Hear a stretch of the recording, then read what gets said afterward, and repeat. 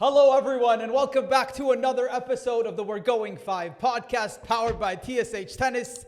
Jannik Sinner does something the GOATs have never, ever done. Sascha Zverev, should he be happy or sad with what he did in Madrid? Artur Fils, did he show us anything more than we already know? Blockx, Fonseca, Jodar, the next gen. What do we have to say about them? Marta Kostyuk, magic on clay. All that and so much more. But before we start, I'm Yousef. Hi, I'm Ismaeel. Hey guys, I'm Haroon.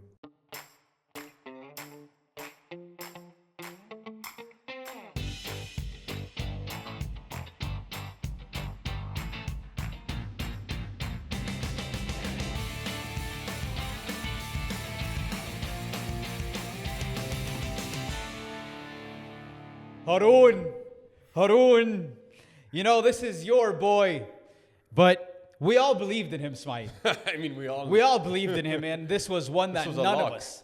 This was, as you said, the Jannik Sinner Invitational, Haroon. He becomes the first man ever to win 5 straight ATP Masters tournaments in a row. It is absolutely mind-blowing. Haroon, your thoughts on what you saw these past 2 weeks?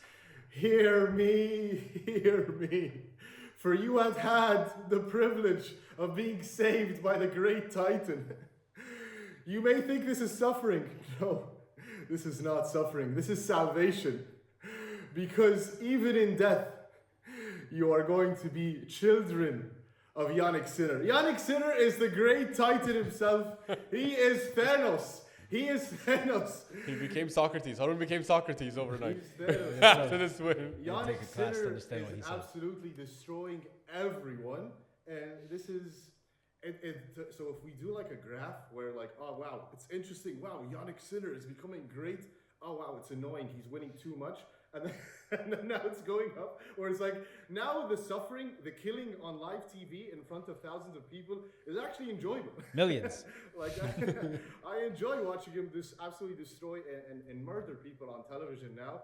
It is a joy to watch. Okay. He absolutely destroyed one of the best players we have in the game. Arguably, not arguably, he is the best player who did not win a slam, but he is making him look, with all due respect, like just a regular guy. Like, here are my thoughts. So when I was watching this match, this final, if you just like cover Jannik Sinner, or just like try to imagine that Sascha Zverev is playing against the computer, and you just watch only Sascha Zverev, like, wow, this guy is amazing. Great serve, moving amazing. These are such a great shots. The computer's just too good. But then it's Jannik Sinner, who's also a human, destroying him on the other side.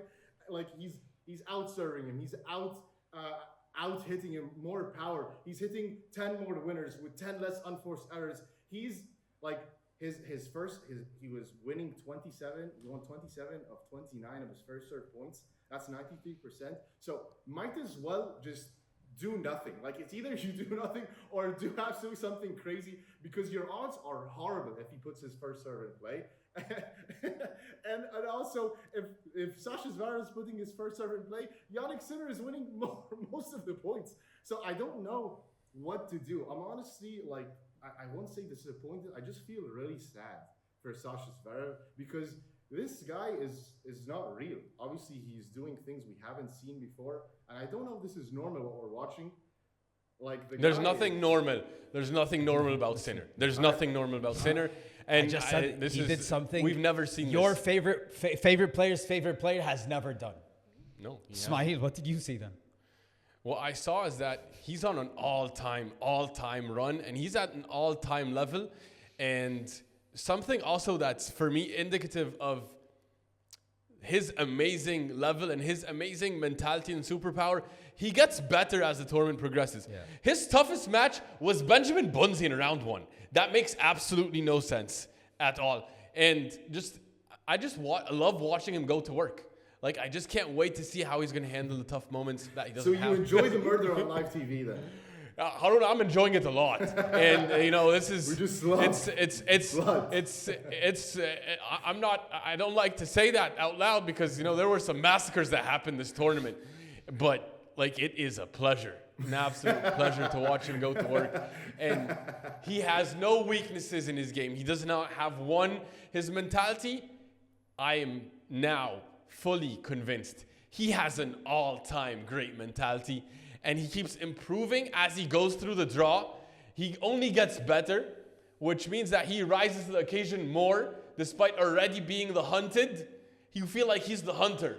And after I saw what he did to Artur Fils in the semifinal, that was murderous ball striking. That was some incredible hitting of the ball.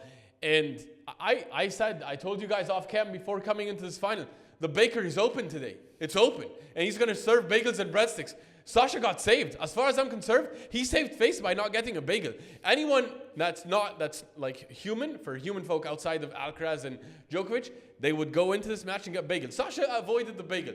The way Sinner is playing, it was unbelievable, unreal. There's no weaknesses. There's nothing. There's nothing you can say. And also, like, we're going to talk about Jodar, but like the way he was also managing every single punch or challenge anyone threw at him, like, he's the best. He is world number one, and he has, like, his technique is so profound. It's perfection. It's perfection. No one generates more effortless power than Jannik. No one changes direction from either side better than Jannik, including Carlitos, by the way. The best backhand in terms of power, in terms of changing direction and going up the line is Jannik. Of course, Novak, but right now, it's by far and away Jannik.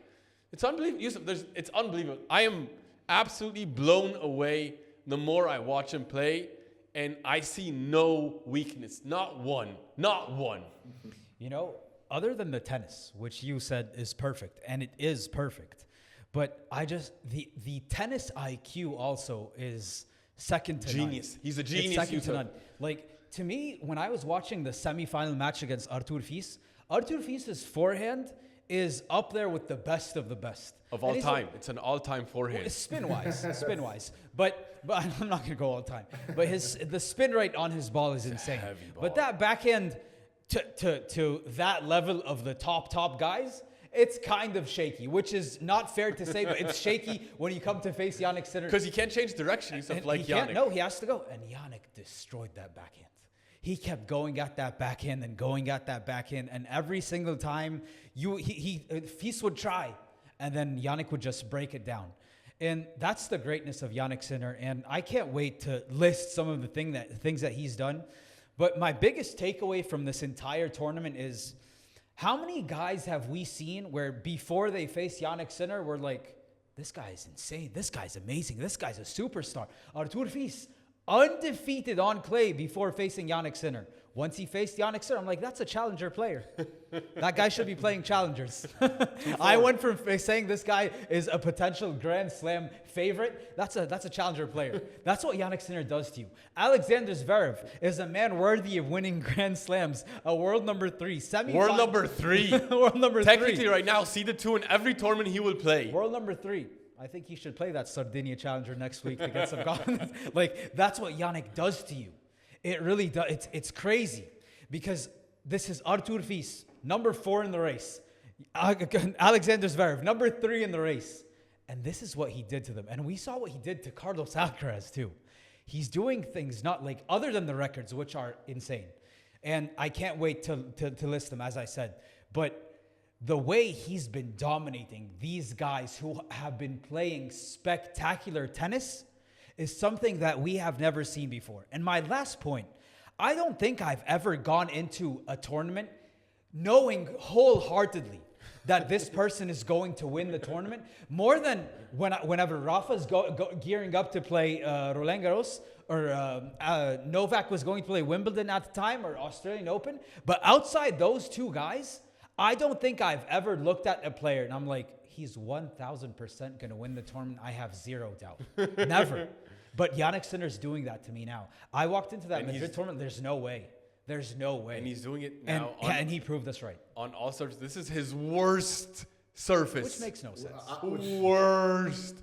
You're saying his worst surface, and he's an historically, but I don't automatic. think it's his worst service. It's not even historically. It's not even historically because No, he just said he had said his it's the least surface that I enjoy. Yeah, at least one that he recently wins biggest titles on. But he had his best results early on the clay. I love the point about Yousef, his tennis IQ, because both him and Carlitos and Novak never get enough credit for their IQ. We're so wowed by the physicality and the tennis and the talent. We don't give the tennis IQ enough points. And I talked about how he throttled Artur Fils with his ground strokes, but he was playing with him. He was toying with him. And this is the max improvement. Bring him to the net with a drop shot, then the volley lobs. You're right. He was toying and with even him. from the back, Yousef, he'll put in a bit a higher topspin ball to his backhand, and then he'll hit through the ball to his backhand, and then he'll go quick to his forehand, and then he'll slice backhand. He's incorporated that variety, and he uses it perfectly well. And it's a mix now of he has all the options, and now he has all the experience. Yeah. Plus, he's monopolizing winning, like Haroon likes to say. He is unstoppable. What we're witnessing is incredible, and it's fair to say that because no one has ever done this. No. You need to check him in a mental health hospital because he's a psycho. Nobody in the world can go and win that much without feeling sorry a bit and taking your foot off the gas a bit. He's a killer. He's a killer. To me, by the way, that's something that I look at always. You see, even Novak when he was crazy, there were still some times where he looked like humans. The matches looked a bit, okay, you can at least play in the match, but sometimes this guy. What in the world is happening? How is he not having any empathy? Because, by the way, this is another thought I was having.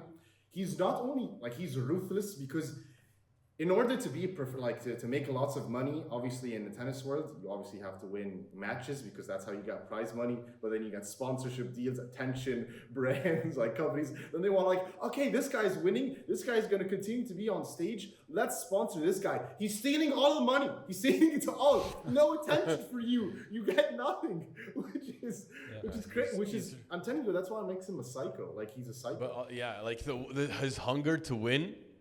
His hunger to win Yousef, it's rare air. It is. You've only seen this from the greatest of greats. You haven't seen it from anyone else, and the records show it, right? How many guys do you know that won 8 out of 9 Masters? One. Novak Djokovic won all of them, and he did that twice, which is insane. But as it stands, Haroon, your boy, is, as it stands, mission complete tennis. He is at 80% completion. You know who else is at 80% completion? Roger Federer and Rafael Nadal, and their careers are done. And he's 24 years old. Jannik Sinner Haroon is going to complete tennis, and he might do it. No, well, it's not going to be because of the Olympics, but he might do it younger than Novak by 8 years or something. And he has Rome coming up. He has RG coming up. And where's Carlos Alcaraz? Nowhere to be found. No, he's not there. It's truly historic. Yeah. Well, guys, also, I went and checked. I wanted to see, okay, what's Jannik's head-to-head against the best 50 players in the world. These are the guys that are they came out from their clubs. They were the best in their clubs, the best in their city, the best in their country, and he is absolutely crushing them. He's showing how he is miles and miles ahead of everybody else. Since Jannik Sinner won a slam, obviously we dropped the stat. He's only been beaten multiple times against Carlos Alcaraz. Nobody else has beaten him multiple times, which is crazy. This is 2 years and a half, and also the guys that the number of times that he's lost. Also, this is crazy. I don't know how we can continue seeing this. By the way, he's untouchable. He is insane, but I do have to say, going into Rome, the fact that he said that he's going to play Ismaeel. He said, I'm going to take... there's no way he's going to play. Why? No way. Rest, RG. What rest? He's just injecting more Thanos juice. Confidence. Just give me more. More.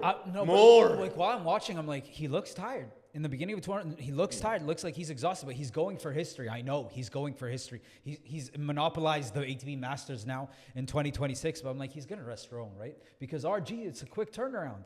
He's like, no, hopefully I'm going to be able to recover between in the week after Madrid, and then I'm going to go do what I do in Rome. Then he has to go a week, and then he's going to slaughter everyone in Rome, and then he's going to have another week, and then he's going to slaughter everyone in RG. it's quick math. Yeah, he's not tired. Like he just crushed. He just crushes Zverev like that. That's not. That's not. No. Now, but in the middle of the tournament, he kind of looked a bit tired. But now, like, no, 1-2. Like, I don't think he's gonna be more tired playing tournaments than he is practicing. I think it's actually less tiring for him to play tournaments.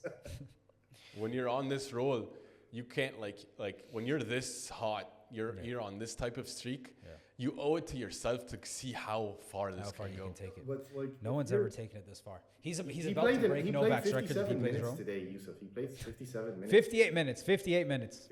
58 minutes. 57 Be and fast. 34 seconds. But like, how long would you practice? 2 hours? At least.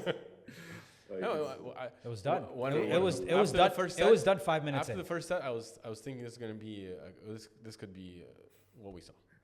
5 minutes in, I think we were. You're like 15 minutes in. The match is gonna finish, so let's prepare.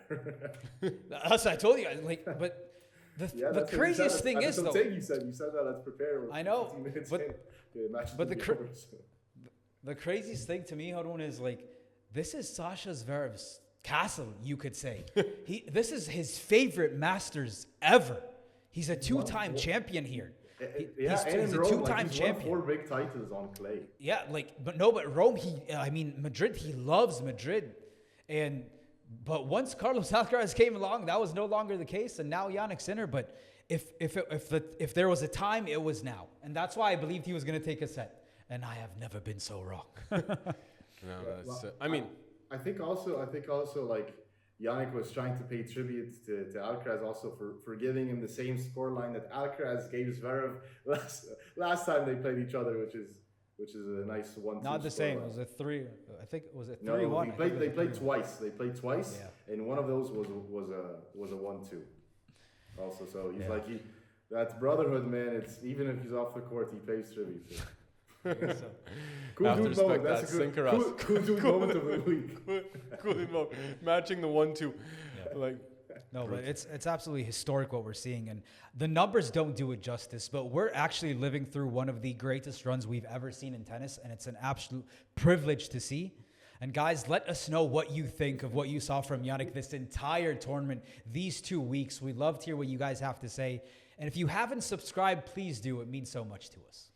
Well, moving to it's insane. But moving to Sascha, guys. Well, Yousef, you just hinted that this used to be his castle. It used to be. I mean, I see he still reached the final. Maybe it still is. But should Zverev be satisfied or disappointed with his overall performance in Madrid? You know, when you reach this point of, I would say, greatness, because Sascha Zverev is a great player, you're no longer happy with making finals. You're happy with tournament wins. You're happy with taking it to the next level, with breaking these barriers that you have yet to break. And if I'm him, it's nice, but Sascha has proven that he is the third best player by far when Novak Djokovic is not playing tennis. And when you go up against Jannik Sinner and you put up your worst scoreline against him ever, it's disappointment. It's not satisfaction. Maybe there's some satisfaction that he needs to have, but he's going to be disappointed with this because he beats everyone else. He's 19-0 in the last 5 Masters events against everyone. He's 0-5 against Jannik Sinner. It hurts. That's so for him, it's no longer about beating everyone else. It's about beating Jannik Sinner. And Sascha Zverev is a champion of champions. And the fact that you're not able to get over the hump and you put up one of your worst losses ever, I think it's going to be a disappointment, Ismaeel. Haroon, do you agree with Yousef's sentiment that it is disappointing? Okay, so that's a good point. That's a good point because because I was looking at Sascha Zverev, especially that handshake at the net, how was he going to react?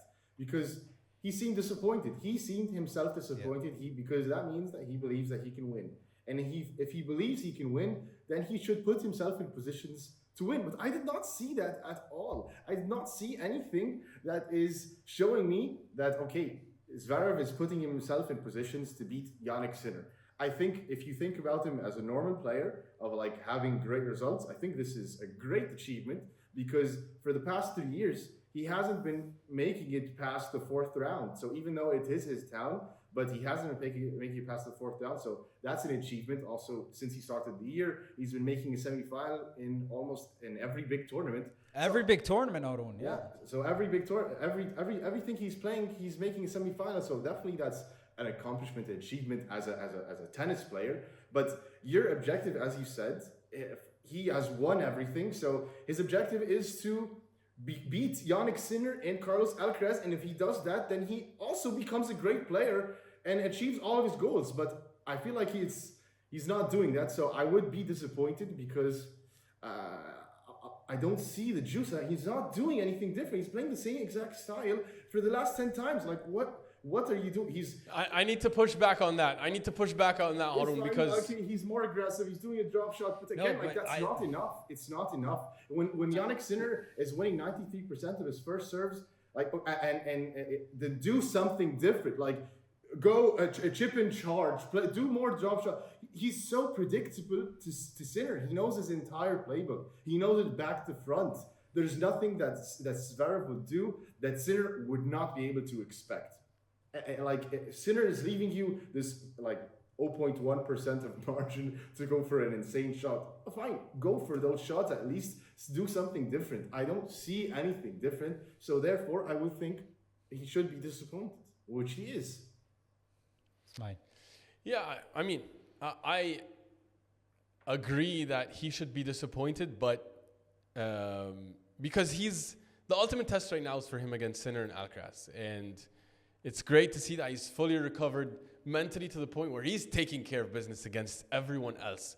But we're all looking to see, and he's looking to see how has he developed vis-a-vis Sinner and Alcaraz. I thought, Haroon, the last 2 times he played Sinner, I liked what I saw. He was a little bit... Excluding the Madrid final. Sorry? Excluding the Madrid. Excluding the Madrid final. He was a little bit more aggressive. The first time he was very shaky, like he was clearly uncomfortable. The second time, second to last time, I thought, okay, the last time he played, where was the last time he played? Carlo. In Monte Carlo. I thought he's a little bit more aggressive. He's moving forward more. He's playing a little bit with more belief. He was coming to the net a little bit more. Today, I saw nothing. It's as if like he reverted to, the first time they played each other this year, or the first time he played them since he lost his confidence. Like, no, this was a complete unrolling of all the bad things that he was trying to get over the hump with. And so, yeah, I'm disappointed with that. He would be disappointed with that. Like, very careless play today. But my thing, every single time I feel like it starts off, the first 2 chapters of the match are always the same. He gets broken early. Yeah, in every single match, and then it affects him. Now, every single time he's on his back leg and he has to fight back instead of being on level terms. And I feel like maybe in the beginning he tries to go for too much instead of easing into the match. Maybe. And then Jannik eases into the match and just plays his game. It's usually Sascha making mistakes. True. And then once those happen, I feel like, okay, then you have to fight back against Jannik Sinner, who's a front runner like no other. And that's why I feel like it's the same scenario every time. We have a great second set usually. Either a 7-6 or a 7-5 in a break, and he has his chances. This time did not happen, but every time I feel like the first set, something happens there, and then it just affects his psyche. And this time he's like, no, it's done. It's over with. Yeah. I mean, that's fair. Yousef, he had 0 chances. Yeah, he had 0 chances this time. Sinner was in no pressure situations at all. 0, nothing. That leads me to my next question then. Haroon, I'll come to you. Can I just make another point here about Sascha? Yeah. Because I know Haroon's saying, what has he done differently and where has he improved? But like, at the end of the day, the tour is not only Sinner and Alcaraz, because he's beaten everyone else very convincingly. Like, he no longer goes in matches where you're like, Sascha's going to win. Last year wasn't the case, so he fixed that so well right now. Yeah, no one outside Sinner and Alcaraz beat him. Okay, you have that odd Kobolny win, other than that, and that odd Kecmanovic win, but when it comes time for the big tournaments, he rises up to the occasion, which is something that should be credited to him. Like, he has no tournament wins, but he has, like you said, Haroon, semifinals in every big tournament this year, which, like, that's improvement. Yeah, no, that's great. He needs to get credit for that. And he beat Menchik and Kobolny, which was a great performance on both matches. But if we're putting Came Sascha back in from a tier breakdown one, in that Menchik match. if we're putting Sascha in tier 1, like they're up there with battling not these tier guys, then that's your goal. If you want everything else, then that means your goal should be to beat Sinner Alcaraz, and they are on the tour. Because if you beat them, then you're gonna beat the rest of the tour, and then you'll have the game to destroy. That wasn't the else. case. He was What? losing to others. It no longer happens. The case last year, he was losing to many other guys. I understand. Okay, that's Fritz. but he was losing to everybody. So, but he's not like he was beating Alcaraz and Sinner, but losing to everybody else. If he beats Sinner and Alcaraz, then therefore he would have the philosophy, what's it called, the strategy to beat everybody else. But I'm telling you, I think that he's not experimenting with anything. Like there's. I don't know. He is. He has been experimenting. Okay, it's just against Sinner, let he me doesn't finish. know how. He has a mental issue with Sinner. He has no way to handle Sinner. Like, it just completely breaks when he faces Sinner. He becomes his 4-year-old version of himself, and he loses all confidence. He's been experimenting amazing. The drop shot, moving forward. Go watch the Kobolny match. The He was amazing. amazing. Sure, He's been amazing. It's just forehand against was Sinner, whipping off both he sides. has no confidence against Sinner. It's 100% mental. He doesn't know how to play him right now. And he might not ever know how to play him again. It's broken. It's like the Monfils Djokovic thing right now. Yeah, the hole is so deep to dig out. I agree. Okay, yes, he has been experimenting in terms of the definition of experimenting. Yes, okay, he has been different. But in terms Successfully experimenting. okay, but in terms of experimenting to the level that you then explore something that could hurt Sinner, nothing. Like No, that's what he I mean by is. He's experimenting. taking the ball in the rise. He's being more It's not aggressive. hurting him. He's coming to it's the not hurting him. because he's not good at it. He's not good at it enough. He's not good at it enough against Sinner. But then that's not a good experiment. Like I want to for No, me, but that's what he can do. if Those I, are the things if you I can was his do. coach, lose 6-love, but come up with one thing that if you do, then Sinner is gonna fall. Sinner's gonna hurt. You're gonna hurt. That's him what this he's way. trying. He just doesn't know how to implement it. This guy, like he's the third best player in the world, and he can't implement it. Of course, he can't implement it, but he's No, he can't. He's struggling. like I guess everybody in the comments are gonna have to let us know. But I don't. You don't feel it, Ismaeel. Like you don't feel anything is working. Nothing he's doing is working, which doesn't make sense. Like well, then that means. Well, then let me all say the this. experiments Let me are- say are this. Useless. All the experiments. Okay, he's let doing me are say useless. this. Let me say this. Cut. Haroon, he's experimenting. He just has no confidence against Sinner to implement it. He's trying to be more aggressive. It's just not working. He doesn't know how against Sinner, how to play his game. He doesn't know how. Okay, fine. Well, we'll agree to disagree in this episode, but you Thank guys let you. us know what you think because we're probably going to have this conversation again very soon. I hope not. I hope not. I hope not. Well, Then Yousef, let me end on this note. Then final question here, Okay. rapid fire, make it quick. Would it have been better for Zverev to actually lose in the semis and not get throttled in the final by Jannik, or still better to reach the final and even with this bad result? No, you make the final. Like you know that you can beat everyone else. You have one hurdle to get over. You don't have to think of other ones. No, of course, make it to the final. Haroon, do you agree with Yousef? of course, make it to the final. I mean, like the sample size, the data points is much better than not having it. Yeah, I would have normally agreed with you, but today I disagree with you because Come on. today was a confidence killer. Remember the same way Australian Open was a confidence killer? Today was a confidence killer match, I think. And sadly, I think this might affect Sascha going forward, at least in the rematches with Sinner, which are inevitable if he wants to advance. That's assuming So that, I'm a bit- that he wasn't going to get crushed the next time they would face each other. Yes. Well, Which is a counterfactual, which we don't know if it's true. well, guys. Well, moving on to Artur Fils. Guys, did Artur Fils prove anything new to you in Madrid? Yousef, what are your thoughts? To me, no, because this is what I expect of Artur Fils. I think he's a guy who is a perennial semi-finalist, a potential finalist in many tournaments. I think he's up there. I think he's a top 5 caliber player, and he continues to show us that. You know, in that Sinner match, that first set he got absolutely destroyed. But he showed us the fight and that passion, you know, and that drive and the belief that he has within him. The second set was much better. It was much better, and I believe that he showed us that, you know, with some of these matches under my belt against these guys, getting used to this pace that Jannik Sinner has, used to this consistency, this supremely high voltage shot making. I need to up my level, and I believe that Artur Fils has that, you know. And iron sharpens iron. He proved to me what I already know, and I can't wait to see what happens in Rome and what happens in Roland Garros. But no, this is the Artur Fils I expect to see. Yeah, I mean, he's definitely proven to me that he's now moving into the top elite tier. I think he's now officially tier 2, moving to the top of tier 2 every tournament. And, you know, credit to him, Jannik had to play his best tennis against him. In that semifinal. That's not what you can say for Sascha. Jannik is insane. No, but Jannik put up a 9.8 rating. I'm telling you, against Zverev today, and a 9.7, I think, or 9.6. But the eye test against Sascha wasn't the same for me as the eye test against Artur. Against Artur, Jannik was on it. It was blitz, fire, maximum threading the needle. It blew my mind. It was unbelievable. Yeah. So he forced Jannik to play his best tennis. And yet he hung in there in the second set, to your point, Yousef. Yeah. Also, I like how Artur is showing that he's a fighter. Like, you know, he didn't have an easy match in the early round against Ignacio Buse. Low-key, fiery, clay court. Match point that match? I think so. And he had to go final set.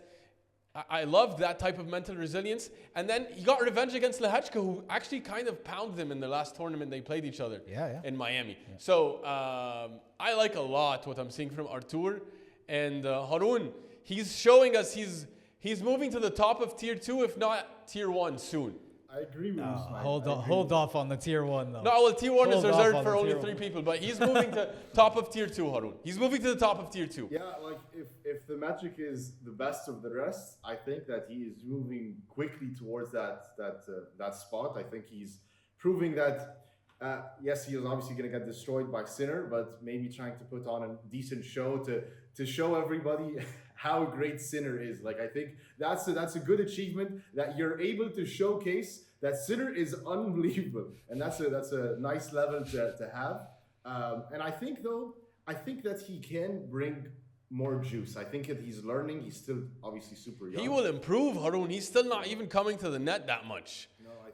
And his serve, I think, will improve a lot too. Yeah. He doesn't change direction. He barely ever slices.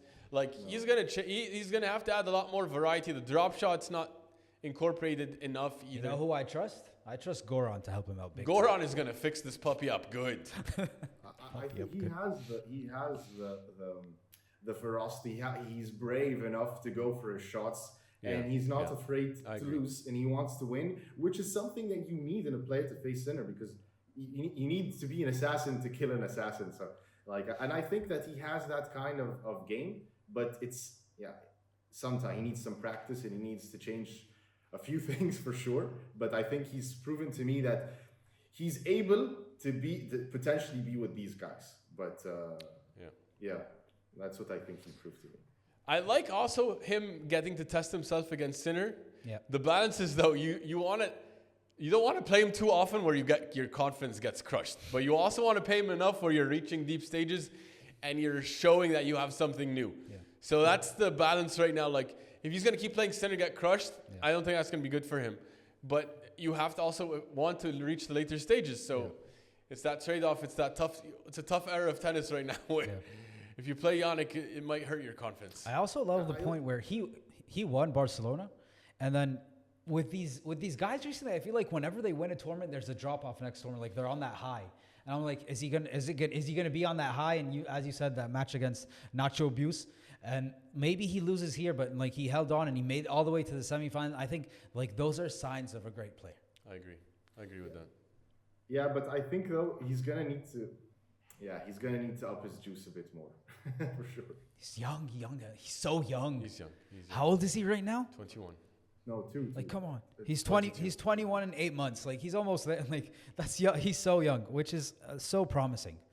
But Artur Fils has been doing great things. And guys, let us know what you think of Artur Fils I believe he's a superstar in the making. We believe he's going to be special. But what do you think Artur Fils is capable of doing? Let us know in the comments. And please, if you have not subscribed, do that. It means so much to us. But, Ismaeel, this is your segment. You know why this is your segment? Because in the beginning of the season, we make some predictions. And you decided to pick Alex Blockx is going to be your guy who is going to make the biggest leap in 2026. And he is now up to number 35 in the rankings, making it all the way to the semifinals. Do you think your boy, the Belgian, Alex Blockx, is going under the radar a bit? I think he is, Yousef. I told you Blocksy is coming, and he has ice in his veins. That's his celebration. He goes to the ice in the veins. He's icy. And he's been having an epic clay swing, low-key, with some nice wins. And this tournament was nice from Alex Blockx. And you can see, he has the game. And, he showed that in the next gen finals. I told you, he's ready. He's ready. And he was giving Leonard 10 at the time problems. I was like, this guy has the game. And, I think he has the baseline power and consistency to keep up with the firepower of the top guys. His serve is already really impressive for his age, and he's an aggressive player. He likes to come forward. He likes to take it. He goes for his shots. He has that he has that macho. Not matcha. Not the thing that goes with yogis, but he has that macho energy where he's gonna go for his stuff. He has it. And look at his run, Yousef. If you look at what he did this tournament, Nakashima, which is tough player to take down in round 1. And then Felix Auger-Aliassime. Yeah. This was world number 5 4 months ago. Alex, and then he goes to Sorundolo, and then Casper Ruud. Defending champion and all epic clay quarters also. So, yeah. I am blown away by his progress already. And I think Alex Blockx is here. Yeah. I think he's arrived on the big stage. Boy has ice in his veins. Yeah. He has the game. He's very raw, by the way. He's doing this all with a very raw game. And as he gets experience, improves tactically, adds some of the tools that you need to face off against the top guys. Yeah. Guys, he's going to be a problem. Yeah. And we're lucky because right now the next gen are looking amazing. We are blessed with all of a sudden a stable of workhorses from the next gen. This generation is really good. These wins are going to do so much for him because when you get a win over Casper Ruud, the defending champion, former world number 2, Felix Auger-Aliassime, top 5 player, Madrid finalist, by the way. You're talking about Grand Slam semifinalists. And going into this year, he had 0 wins on clay, ATP Tour level, 0 wins. Made the quarterfinal in Monte Carlo, semifinal in Madrid. These are amazing results for him. And which is an interesting story, by the way, with Alex Blockx is he decided to leave his coach of 16 years and they parted ways, and then he teamed up with another coach, and that's where he decided he started to take this big leap. But also he's young, but this big leap at 21 years old, it was with a change of coach after 16 years. And we've seen that before where guys decide to leave their childhood coaches and what they go on and do. So as it stands, one of them goes by the name Jannik Sinner. One of them goes by the name of Schmanik Schminner. Something that rhymes with Schmanik Schminner. Yeah, but yeah, so these are good signs. I think I loved, even though his match against Sascha Zverev was a straight sets win, I just loved the fight. He fought so hard. And to your point, I believed he was so aggressive. He was not a shell of himself. The big stage semifinals, he was going for everything. Missing, I'm going to go again. Missing more, I'm going to go again. And that's what I want to see from guys. I want to see bravery, and I see it in Alex Blockx. It's amazing. It's amazing. By the way, also Haroon, he had a very nice win against Koboli last week, and he also took down Shapovalov, who, if you're taking down Shapov, you're probably going to be a great next-gen player. So many wins for the confidence bank. So he's made a lot of deposits. What did you see, Haroon, from Blockx? By the way, also, he won a challenger at the beginning of the year, and guess who he beat in the final? Rafael Jodar. So also, he has another impressive potential Grand Slam final in a few years. Yeah. Canberra producing gold. Probably. And also, he beat Bonzi, who's been living rent-free in Medvedev's head also, and giving Sinner fits. So I think this guy is great. Like you said, Ismaeel, he is super raw. But I love also that he is he's an aggressive, he's bringing an aggressive mentality. what I think this kid is very smart because his anticipation was unbelievable. I was watching like his matches, and I'm seeing him react like he knows where the ball is coming, and that's something that was that's impressive. Like he can read the game pretty well, which is really nice for a young player. I think the conditions helped him also a bit, but nonetheless, I think it's unbelievable to see having a semifinal under your belt when you like skyrocket up that like that. Definitely does wonders for your confidence. And I also love that he was brave against Sascha Zverev in the semifinal. I would have loved Sascha Zverev to do the same thing with Sinner, but it was still amazing having great wins so far. He gave me hope, Haroon. What? He gave me hope with that win over Blockx. Yeah. But by the way, Ismaeel, like we didn't give you enough credit. That is an amazing prediction. That's an amazing. Thank you. My pick was awesome, I have to say. That's an amazing Haroon, prediction. Haroon, we deserve some credit on our picks too. I have Zizou Bergs, man. Fellow Belgian. Belgian. So it counts. It counts. Not over. My pick's not over yet. My pick beat Alcaraz. So like, come on. My pick beats Alcaraz, and is one of the very few people actively on tour that beats Sinner and Alcaraz. So my guy is. I hope you love places. Yeah, you can enjoy that. It's going to be hard to make the same number of jumps up though as Blockx has already made. Yeah. I think Blockx already. By the way, again, in terms of absolute terms, that's amazing prediction, Smile. Yeah. Amazing prediction. Well done. You saw what nobody saw, the vision, which you have also with Wowzra. So good job. Thanks. I like the young guys, huh? I think the solution to getting this answer correct at the beginning of the season, just watch the next gen finals. And it's not automatic. It's not automatic. It has been so far. I do have. It's not automatic. It's not automatic. Come on, guys. Like these guys have been playing the next gen finals. No, because you could have picked Hamad Medjedovic. He didn't make the jump right away. True. You could have picked the year before that. Like it's not automatic, the jump. Nakashima's not up there. Also, Nakashima, like also what? It's not automatic. You had Sinner, you had Alcaraz, you had Fonseca. I know. Fees. There's definitely elite company. You have to be great when you're younger, but it's it's not. It's not an immediate translation. Yeah, it's true. Well, moving to another potentially great next-gen player. Yousef, Rafael Jodar just put on a show in Madrid. He was absolutely cinema. Yeah. But he also went up against the hottest man on the planet right now playing tennis. Did Rafael Jodar play Sinner the best in Madrid? Well, the person that played him best is actually Benjamin Bonzi because he took a set. But oh my God! Like I've been singing his praises, by the way, for as long as I can. Is he your favorite next gen? Yeah, he's my favorite next gen. I love him. I love his mentality. I love his story. I love that.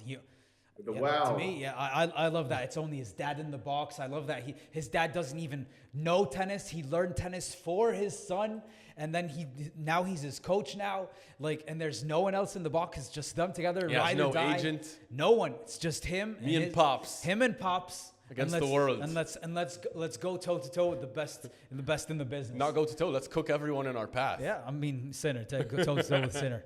That second set, we were watching it here, and he had so many chances in that second set against Sinner.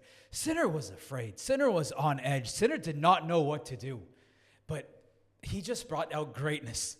Jannik Sinner made so many shots, and I am wholeheartedly sure that Jannik Sinner got so much luck in that second set to not lose that set. But Rafa did everything. He did everything right. He fought back. Until 2-all in that first set, it was toe to toe, and then Jannik just moved away. And then you're like, is he going to be able to bounce back? And yes, he did. He played an amazing second set. And he had his chances, I think 7 break points that he had, but Jannik Sinner saved every single one of them. It was special stuff from him. I fall in love with him more and more each match he plays. He's coming. He's going to be special. Jannik said he's going to be special, and I think he's going to be special. Rafael Jodar is a player that I will continue to sing praises of, and I'm slowly becoming one of his biggest fans. He's awesome. It's hard to argue against that. Haroon, did he play Sinner the best in Madrid? I think so. Watch it. Obviously, Bonzi. Benjamin Bonzi. Obviously Bonzi, but like Bonzi is like it's like he's probably gonna lose. Like I didn't feel like Bonzi could maintain. Like I felt like But he played out of his mind for like the first. Sinner in a tiebreak, which is borderline impossible at the moment. But I was like, he's gonna come down to earth. Like he can't keep. He this, did come down to earth. Like it's he played out of his mind. But that's it. Yeah. When Bonzi catches fire, like, oh my god. By the way, take Bonzi catching fire over most of the top 10. It's unreal to even think. To even not say think. It's crazy. But by the way, guys, here's an elite stat. Rafael Federer is an elite returner. So if you go to the stats leaderboard for best returners in the game, guess who's number 1? Jannik Sinner. Jannik Sinner. Guess who's number 2? Alcaraz. Guess who's number 3? Rafael Jodar. Rafael Jodar is the 3rd best returner in the game. So because Alcaraz is out, he's the 2nd best returner in the game. Guys, this is crazy. This is elite And Haroon, stuff. even if the stats say that, I honestly think like that's like not even 50% of his potential, which is a wild He thought. is so unpolished. He's so raw. Like he makes so many reckless decisions on return.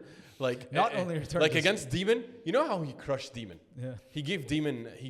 What did he give Demon? Jannik Sinner was in attendance of that. I think was it 2-1? I think it was 1-3 or 3-1, something like he gave Demon heavy work.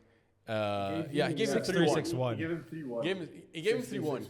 I saw some of the most boneheaded returns I've ever seen from Jodar in that first set and second set, and he still gave him 3-1. Like if he just cleans that, if he has 50%, 20% less boneheaded returns, that might be 1-1. Yeah. He's gonna be incredible on return. He's gonna be incredible. Yeah. He's gonna be incredible on return because he has, for me, the 2nd best backhand right now on tour, right after Sinner's. He has the 2nd best backhand. You cannot attack him on the forehand because you're gonna eat crap. And if you attack his backhand, he will punish you with winners. You have nowhere to go on serve, and you have nowhere to go in the rally. Like, good luck if you leave something floating on either side. But especially on the backhand, he will take it and good night, sleep tight. He has the most vicious backhand. The most vicious backhand. Even Jannik's not looking to attack the same way Jodar is looking to rip the backhand. I honestly believe Jodar is the most aggressive player with the backhand. He's sensational. But That's guys, a statement. something also I want to say is that Jodar showed us many different challenges that he overcame in this Madrid run. So obviously he starts off by playing Jasper de Jong, which was an absolute battle that he had to come through, playing in front of his home crowd, his city. The nerves, Haroon, because remember, João caved in Rio de Janeiro under the bright lights. Like he felt the pressure. He wasn't himself. Even Carlos before has had struggles like defending on home turf, like talking about the pressure. So like to show that he can back that up is Carlitos impressive. has never shown me that pressure affects him. No, he talks about it. He then talks performs. his But he performance. talks about the pressure, and he felt it in he feels it in big finals only. Like Carlitos is so good, he can take care of business in the early round. But I mean, Rafa, he showed he's a top player. Yeah, and then another challenge is, okay, how can you handle top 10 players? Okay, I'm going to crush top 10 players. Okay, how can you handle young electric players that are also going for the throne like me? Okay, we're going to fight out and I'm going to battle in a tough 3-set battle against João Fonseca. Haroon, the João Fonseca win, I have to pause here because that was incredible. And then after he takes down one of the young stars, also like him going for a throne, okay, can you continue and go deeper and then handle business like, Vitko Priva, who has, like Juan Mansrodolo said, the best slice backhand in the game. Okay, let's give him a 7.56 love. Let's give him a bagel. And then the bagel was brutal. The bagel was brutal. Okay, and then how can you handle playing the best player in the game right now, which is Jannik Sinner? Okay, I'm gonna go toe to toe with him, and I'm gonna make him feel the pressure. I'm gonna make him bleed a bit. I'm gonna make him think and work. And how to problem solve. So great run. The body work in this run alone proved a lot about this kid's potential. And the best thing I can say about Rafael Jodar is that Jannik Sinner said, I watch all of Jodar and João's matches because I believe those are going to be my opponents in the future. Yes, he does. That's the highest respect you can give a tennis player right now. When the current GOAT or GOAT in progress is telling you, I watch you. Not only that, by the way, I study you. I came to your match and I brought my entire team with me. I didn't just come and pass by. The entire team is gonna sit down and analyze your tennis. But like, you know, when I saw that happen, I first of all I was like, this is not normal for Jannik Sinner to make time to go watch Rafael Jodar, and it just shows you how much of a savant in his tennis IQ, because he knew that Jodar was gonna blitz through the draw to get to him. Like he knew that, and if you want to make money, you'd be like, who's like, Sinner's picks, like in his predictions, have been spot on. He predicted Wao Zhao would be top 25 by the end of last year. He nailed it when he was top 24. And then he knew he was going to face Rafael Jodar. Like, first round, he's watching him against Jesper de Jong. No, we watched the Demon match. Sorry, watch the Demon match, because he knows he's going to do Demon, and he knows he's going to do Fonseca, and then he knows he's going to get through. Like, it's incredible. Well, but speaking of the Wao Zhao Fonseca Rafael, to me, the match that I could not wait to see when the draw came out Match of the tournament, Yousef. was Rafael Jodar against Wao Zhao Fonseca. What did you think of that match? I thought it was box office. I thought it was amazing. I thought, I can't wait to get more of these. I can't wait to see both of them bring out their best versions of each other. And both of them are very raw and unpolished players, and they're going to be something incredible. In 1 year's time, both of these players will be super different players. Yeah. And they will be competing for the top tournaments. And it was a battle of a mix of who has more firepower. They're feeling each other out, you know, like heavyweight boxers. And, you know, maybe the home crowd played a little bit of a role, but I thought Jodar was the mentally tougher player, I have to say. And Wao Zhao was going to have to take this to heart. Like, this was a lesson in mental toughness. He broke him in the beginning of that third set. Fonseca lost control, broke a racket. Like, he was out of sorts, smashed the racket. Like, I've never seen Wao Zhao that flustered as I saw him in the Jodar match, because he knew the pressure. Like, he probably felt the expectation, I need to win, I should win. And probably waited. Should win? Yeah, because he's the higher seed and he's had more success already. And he probably wants to face Sinner in the next round also, like looking forward to that, the pressure of that, you know, expectation. So Jodar showing a lot of nice signs of mental toughness. Sometimes you can have a magical run, but this is now 2 epic runs, or 3 from Jodar. He's the real deal. So he had the Morocco tournament, Barcelona, and now Madrid. Yep. Jodar, we've seen enough from him to prove he's great. Haroon, what do you think of that Fonseca-Jodar match?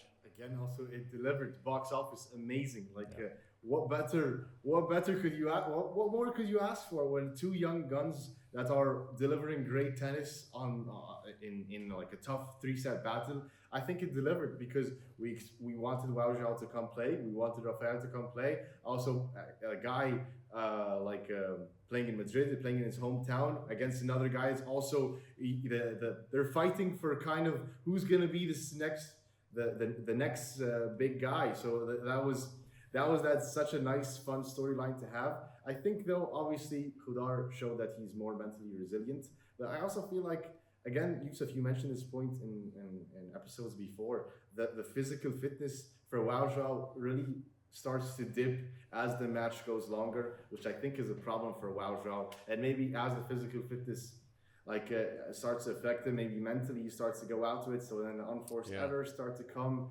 which is a problem. Not only the unforced error, Haroon, he starts to then slice from both sides, especially like when you see him start slicing and putting the ball just in play from the forehand side, like he's just playing defense and it's just like exhausting him. Fun to see him play that type of game. No, it's not his game. He can't succeed like that. And then when he takes 2 hands off the backhand, he's highly likely to lose the point. Jodar barely ever takes the second hand off the backhand. Yeah. Like that's a traditional Spanish thing. Rafa would never do that. Okay. Then sorry, last point, Yousef. Also, Jodar was serving much better, which was giving, even though Fonseca won more receiving points, but he was his first serve percentage was higher, so he was winning more percentage, more points on his first serve, which bailed him out much more than Fonseca. Cut. You know, I kept hyping up this match before it happened. I'm like, this is the match of the tournament, and it delivered. Like you guys said, I don't have much to add to what you guys said there, but there are 2 points that I would like to make here. First off, when these 2 guys were playing, when I'm watching the match, I'm like, I'm watching 2 superstars play. Like, it feels like these guys are heavyweight boxers going up, and not like they have big shots. Like, I can feel the energy of how big they're gonna be, how superstardom is in their story in the next chapters. So it's like Sinner Alcaraz, that US Open 22. Kind of that. Like, I'm watching, I'm like, this is big time. This is big time. And I was so happy because I'm like, we just got 2 more superstars in the sport that we love. So that was something I go away with. Like, I didn't care who won, even though Jodar did amazingly in that final set. He just dominated. But I'm like, both of them showed us some high level. Fonseca lost in the end. We all know what happened, but 2 superstars were born, I believe, or not born, but they're coming. They're rising superstars.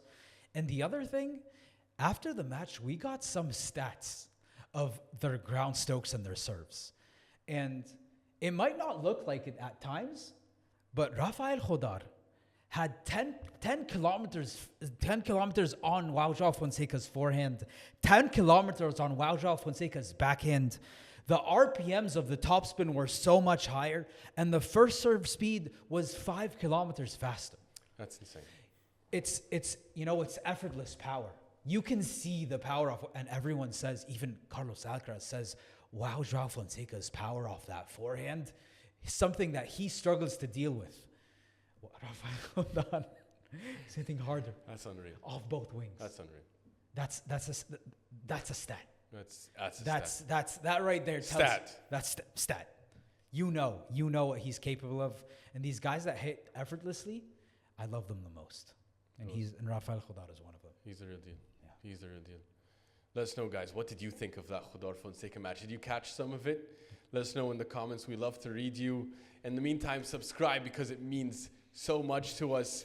Moving into, an important question here, because Rafael Jodar, as we just mentioned, he had an awesome Madrid tournament. And so did Alex Blockx. Yeah. Yousef, I want to ask you, who had a more impressive run in Madrid? Jodar or Blockx? It's such a tough question. It's so tough. Both of them had amazing runs. I'm going to give it to Alex Blockx, though. It's a semifinal at the end of the day. Just because of the semifinal? Semifinal of the Masters event, taking down the defending champion. And I believe Casper Ruud was playing some really good tennis. And after that win off Stefanos Tsitsipas, you're like, maybe the magic is still there. And taking down Felix Auger-Aliassime also, no, these are good wins. And making it all the way to the semifinals, eventually falling to Sascha Zverev, who is by far the 3rd best player in the world in 2026. So, no, I'm going to give Alex Blockx slightly, even though Rafa is my guy. I love him more. I have to be honest. I am a bit biased towards Rafa, but Alex gets it for me. Nice. Haroon, was it Jodar or Blockx for you? As much as I want to say Jodar, also because like the match against Fonseca, also what he did against Sinner, so the really big tests, but come on, we have to be objective here. Beating Cerundolo, Casper Ruud, Felix Auger-Aliassime, like these are all the guys that are being selected for to play the Laver Cup. These are guys who are going to play Laver Cup. So when you're beating them in a tournament, you're beating all of the guys that are going to play Laver Cup. Like that has to be up there. And then also Garin as well. Garin and Nakashima. Like these are wins that prove that you're a decent player. So then when you beat all of them together in one tournament, come on, man, that has to be better. Garin, Haroon? Garin, by the way, Garin, elite clay quarter. At least it's an elite round 1 win. I have to agree with you guys. Alex Blockx, definitely for me, because of those wins that you said. Auger-Aliassime, Cerundolo, Ruud. And when you do that, regardless of what else you do, you get it for me, especially on clay, especially in a tournament where FAA and Casper have had huge success before. Add on to it some nice wins like the Garin Nakashima. No, that was perfect. You know, I don't think I've ever been as excited about the entire pool of the next gen guys as I have been with these guys. They're awesome. The Tiens, the Menschiks. Like, you forget sometimes. Tien's still alive. Tien also, he needs to find some form on clay because this is not going to work. This is not going to work because Rafa can play on clay, grass, or we don't know grass, but he can play on clay and hard. Menchik can well, he play hasn't on really proven the hard yet, Rafa. He said he did in Acapulco. He was good, and he said he loves to play on both. I don't doubt, but right now he doesn't have the results to back it. Fonseca has it on both. Like Menchik has it on both. Menchik, I don't know. Anyways, but these guys, Blockx has it on both. An amazing. Ahmed is coming. Amazing line of fees. Amazing lineup. I love this next gen team. Yeah. Fire. We have absolutely fire coming our way. Yeah. Absolutely fire. And also fire with a big backflip to seal it off. Marta Kostyuk, guys, wins the Madrid Masters, which was an unbelievable Cinderella run. She has won 2 consecutive titles so far, 12 consecutive wins. She's undefeated on clay so far and up to world number 15, excuse me. So, guys, what were your thoughts about Marta Kostyuk's run, Cinderella run in Madrid?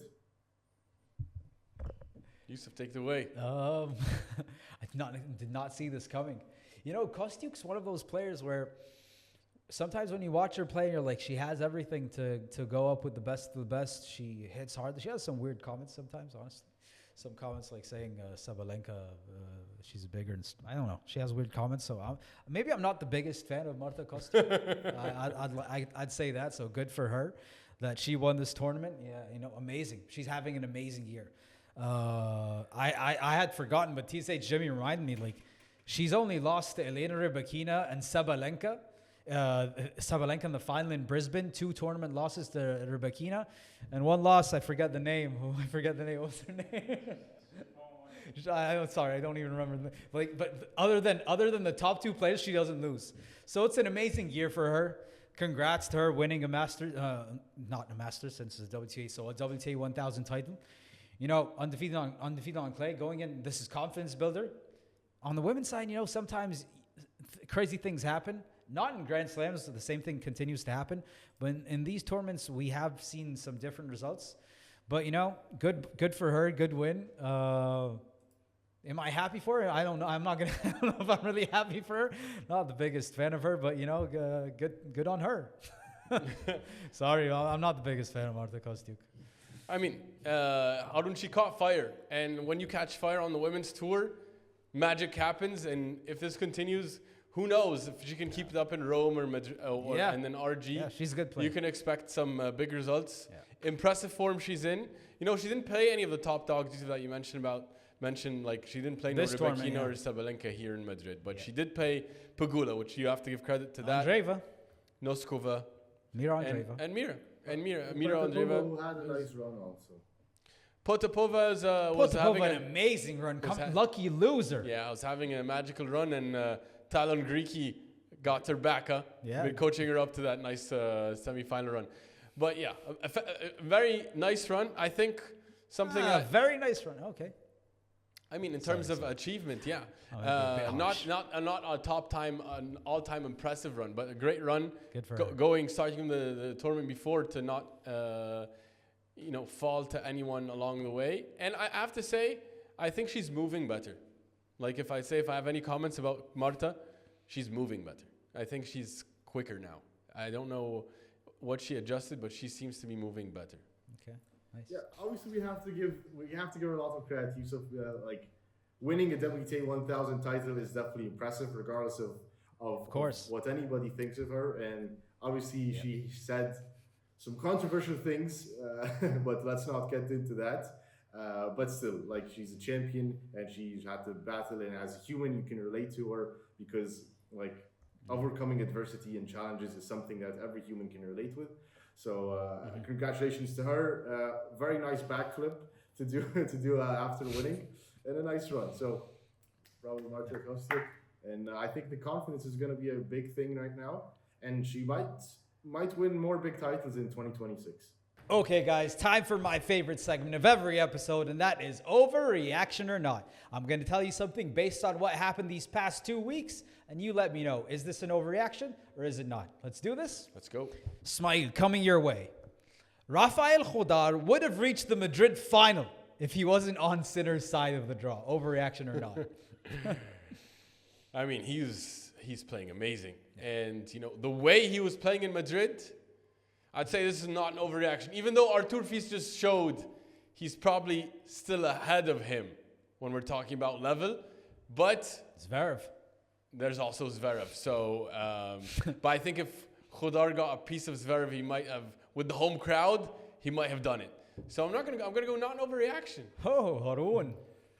I also don't think it's an overreaction. Just look at the scoreline: 6-2, 7-5, 6'2", 6'1". So like there's just a superficial metric there. But there you have it. He played better against that guy, so he would have beat him, at least pushed him to 3, and maybe with the home crowds, maybe Zverev would have cracked. But I do think it's not an overreaction to say that, but he probably maybe wasn't going to win, but it's not an overreaction. So I had him making the final. Yousef. This is an overreaction, guys. I love Rafa. He's my favorite young player, but this is an overreaction. Sascha Zverev has proven that he beats everyone outside of Jannik Sinner and Carlos Alcaraz, and that was going to be the case even if Rafa was on his side. So this is an overreaction for me. Then Haroon, how about this one? It's just an interesting one. We saw with Terence Atman, things were happening. Cramps should be dealt with as injuries, and players should receive medical aid. Overreaction or not? I don't think that's an overreaction. Like if why is cramps, if it really super painful, less harmful, for example, than if you, I don't know, like hurt your leg a bit or something, hurt your arm or finger, like that. To me, I don't quite get it. And I also don't want to see any player suffering in a match. Like, help him out, give him a doctor, don't leave him, tell him to force his hand to retire. I don't like that. So I think it is not an overreaction for me. Ismaeel. Oh, I don't know actually, because like It's tricky. It's tricky because your fitness level is part of athletic competition, and your mental and all of those things affect cramps. So it should be a difference maker. Like if someone manages their emotions and their physicality, and they train in the heat leading up to a warm tournament, so that then they can handle the conditions better. They should have the edge. They earn that edge. Yeah. So in that sense, no, it's definitely not. It shouldn't be treated as an injury. So I'm gonna call overreaction there. No, I don't think it should be treated as an injury. However, maybe they can be provided more support. And there's definitely some gray area that we're operating in right now, because Terence Atman was essentially having a medical timeout, but on court, on the ground, just laying on the ground. No treatment, but he should have gotten multiple time violations. And that was unfair to Humbert under the current rules. So I say no, it's not an injury, but maybe it can be accommodated in a different way than currently. Yeah. You know, it's as if you have a tank of water, and then it has holes that's poking, and then things are dripping out. You close one, another one opens. You close one, another one opens. There's so many variables involved. But as it stands, like you said, Ismaeel, cramps have to do with fitness, have to do with how you deal with fatigue, have to do with are you nervous, are you not? That's what players have said at the highest level. So I'm going to say this is an overreaction. You should not treat this and there shouldn't be medical attention involved. But I agree with you. Like, you shouldn't get that much time. Stand up and get to, if you're going to stay on court, then get to work. But yeah, I'm going to say this is an overreaction. Let me say, if you want to give it treatment, then maybe you can accept the treatment, but you take a game penalty. Yeah, like there should be something. Because it can't be status quo when you take a break and come back. No. So like if you want treatment, fine, but take a game penalty or take a 2-game penalty. That way you're down a break. Yeah. You lose a break. That's fair. That's fair. I think that's a different change that might make more sense or more fair to me. And then also like cramps not being dealt with as injuries is why we get some of the iconic results, like what Alcaraz did in showing that he was a true warrior against Zverev in the Australian Open. Yeah. When Novak Djokovic was able to... Jannik against Elliot Spitziri. Jannik himself against Spitziri. Novak, when he beat Alcaraz in the French Open, because Alcaraz was still a young pup and he got nervous and he couldn't handle the nerves. Yeah. So these things, they should be factors. Yeah. They should be factors. But then, like, also you miss out on a matchup against Djokovic and Alcaraz. And also, if you're saying it has to do with mental and like being prepared physically, then why is just drinking this magic pickle juice supposed to remove your cramps? And then it's just like a secret drink pickle juice. It doesn't magically remove it. But then it's just, but also for players who are smart enough, they can be preventive.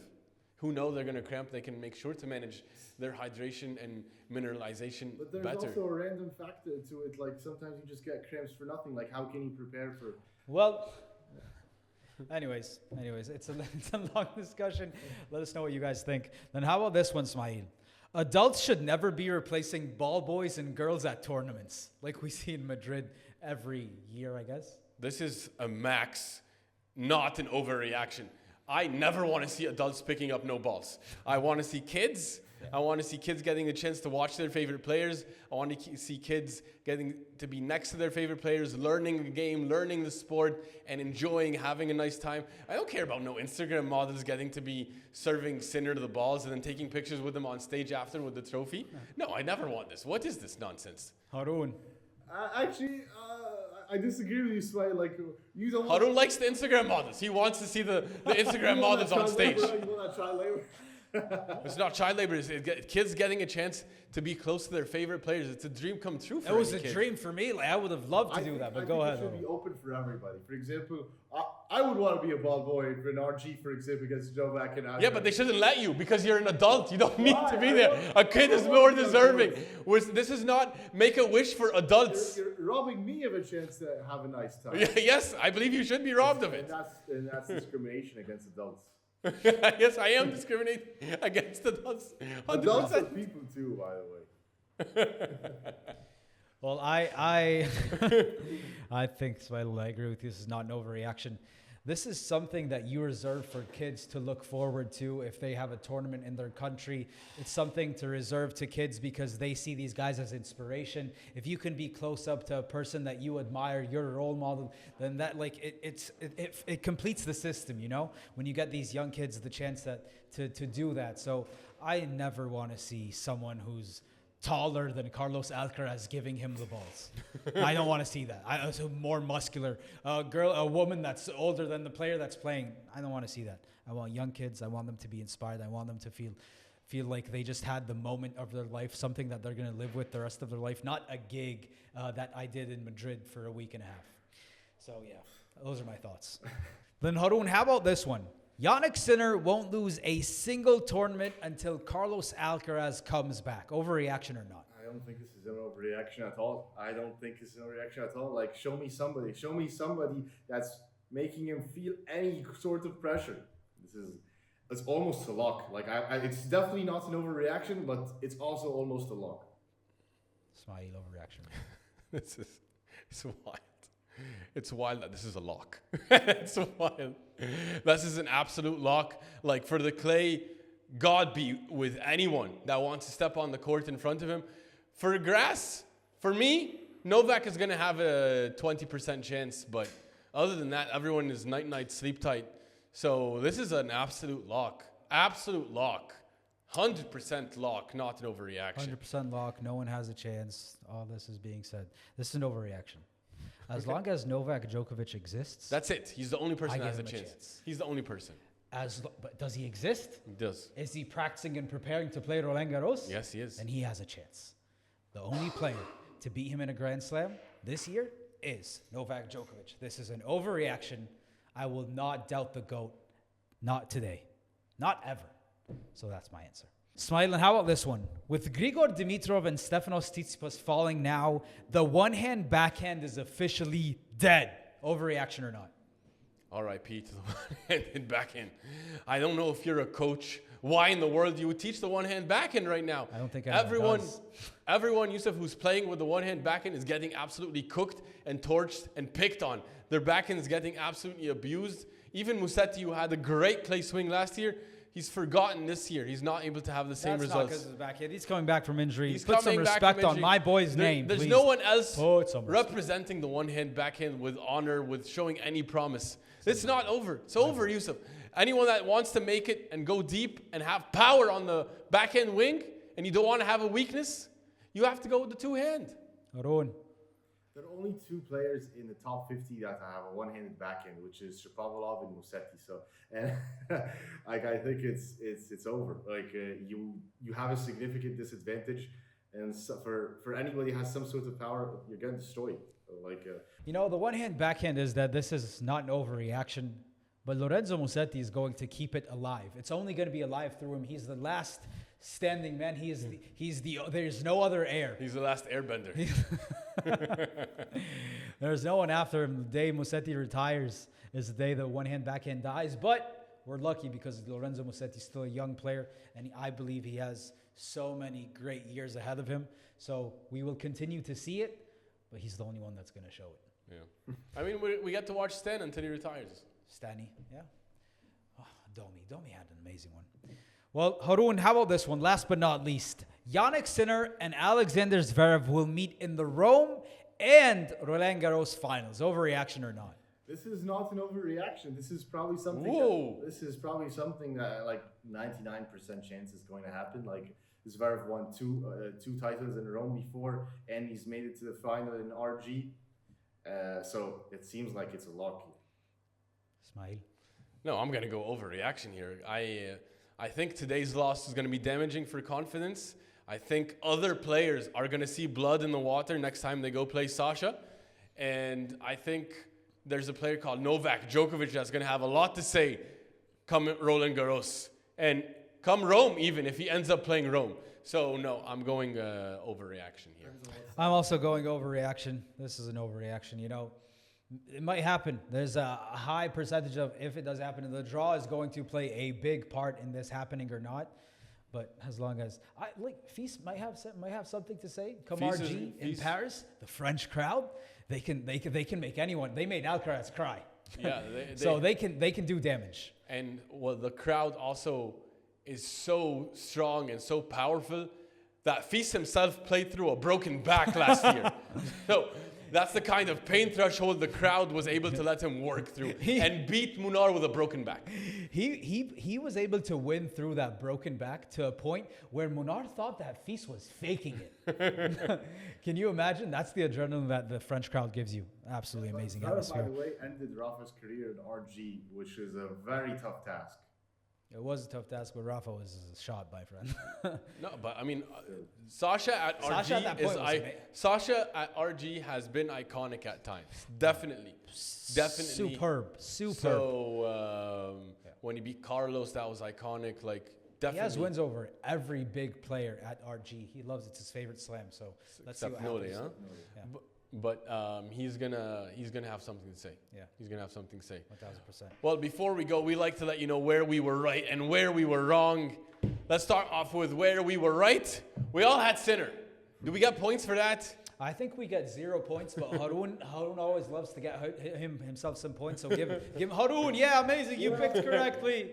Yeah, you picked correctly. You picked the number one player. Saved by the great Titan Jannik Sinner. This is salvation, not suffering. That was an amazing poem that you gave us. We loved it. Haroon became a poet. That was amazing. Thank you. Well, where we nice awesome. No idea. Where we were wrong. Yeah. Well, we were wrong on the finalists. Yeah. We had Jodar, Fonseca, and Vachereau. He was close. But we also made fun picks because we knew Zverev was probably going to be there. Yeah. I did state Zverev is going to be the right pick, but let's have fun. Yeah, we did have fun. On the women's side, where we were wrong, well, Yousef, me and you, we both had Sabalenka, and we were wrong there. Haroon, you had Rebekina, and we were also... The saga continues. Every time I pick her, she disappoints again.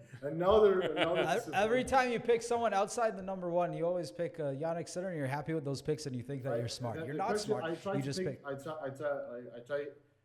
want to refrain from going for the right pick. You tell me it's not fun if I go for the right pick, so I have to go for the wrong pick in order to get your approval. So I go for the wrong pick. Well, we appreciate you going for the thank you, Haroon. That was for the wrong pick for fun. Kind of you. Yeah. Well, best thing is we have Rome right around the corner. What happened in Madrid happened. What happened in whatever happened. Here we are. We have Rome. We are in Rome. We are in Rome, and we are in Rome. Let's go. Let's get into it, guys. We have both the women and the men are going to be battling for a big trophy in Rome at the Foro Italico. Let's go into it. On the women's side, Yousef, who do you have winning the WTA 1000 in Rome? Give me the woman that has proven clay is where she thrives. Clay is where she proved that she is one of the best to ever live. Clay is where she put her name up with the best of the best. Uh-oh. Give me the one, the only, Iga Swiatek to win the Rome title in 2 weeks' time. Wow. It's a rare bet from Yousef on Iga. Haroon, you counted her downfall coming in 2026. Here we are. Are you backing Iga in Rome? I picked Demon's Back to the downfall. downfall, my friend. I'm going to the downfall. The downfall continues. But I'm going to try again to untie this knot. So I'm going for Elena Rybakina again to maybe not disappoint me this time. She's going to hate this. She knows she's going to disappoint me.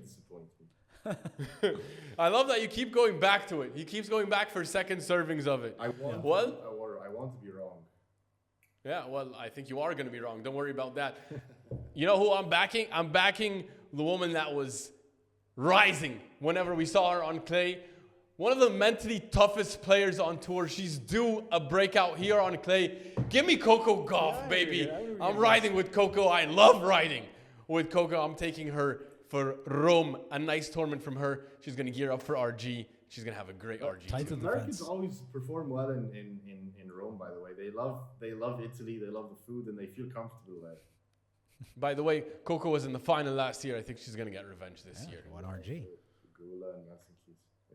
Let's go, Coco. I like it. Let's move to the men's side, baby. We're going to have it all. Glorious Masters coming our way. Maybe the tournament that is most correlated with victory in Roland Garros, with the closest conditions to the French Open. Let's get into it. Yousef, who do you have winning the Masters 1000 in Rome? You know, Ismaeel, I told you at the beginning of this episode, I have never seen someone go into a tournament where I am 1,000% sure they were going to win outside the GOATs. And Jannik Sinner has put himself in that category. Home, the only Masters left. He is going to complete the 9 Masters and win the tournament in Rome and get one step closer to completing the game of tennis. Haroon, are you going to doubt your boy Jannik? That's a great pick, Yousef. You make a lot of great points. But somebody, by the way, is going to have something to say. And then he lost. He was a defending champion in Madrid, and he lost, but he's going to want revenge. That's Casper Ruud, baby. Casper Ruud's going to win Rome. Actually, what's in the world? Are you crazy? Of course not. Jannik Sinner, lock, baby, the great Titan himself. It's a lock. What are you joking? What in the world are you talking about? It's Jannik Sinner. Haroon is never gonna give up a right pick. He'll never be the guy who goes out on a limb. He's gonna take 2 every single match. Like he's playing in Rome in front of his home crowd. 2. It's Sinner. It's about to be absolute cinema in Rome in the Foro Italico. It's going to be iconic. It's going to be unbelievable. They're going to be serenading him every match. And rightfully so, because they're about to witness history, because he's about to be the first person to ever win 6 Masters in a row. And he might be the first person to ever win all 9 Masters in 1 year, for all I know. He's about to do something incredible. Lock it up. Put it in the bag. It's over. No one's going to win more than 4 games all tournament. How about that? Every single match is going to be 2-2, 3-1, some combo of that. The bakery's going to be open for every single match. Unless he plays Benjamin Bonzi.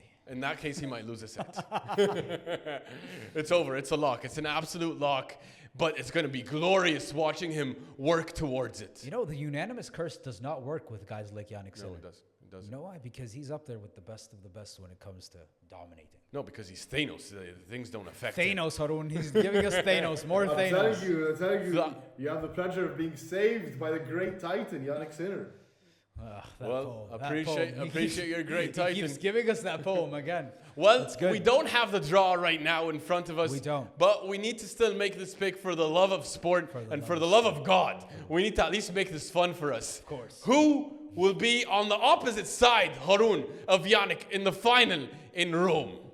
It's going to be Sascha Zverev. I'm not going to go for a fun pick on this one because it's too random to make. So I'm going to go for Sascha Zverev. He's at least going to be on the other side, so nobody should beat him.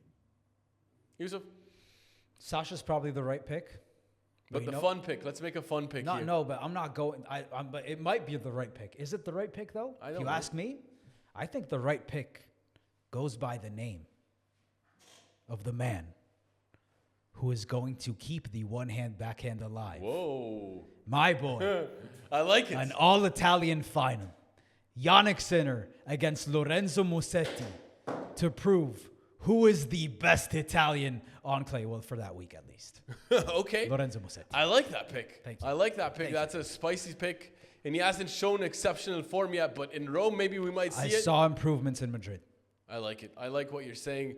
For me, you know, I like what I saw from Casper Ruud. I think Casper's going to have a nice tournament in Rome. I think he's going to shine on clay. I loved what I saw in Madrid. I like his chances going into Do you Rome. also like what Casper Ruud did with Jannik Sinner last year in Rome? Was that nice too? That was pain, but 6 so- love, 6-1, my friend, if I may remind you. yeah, that hurt.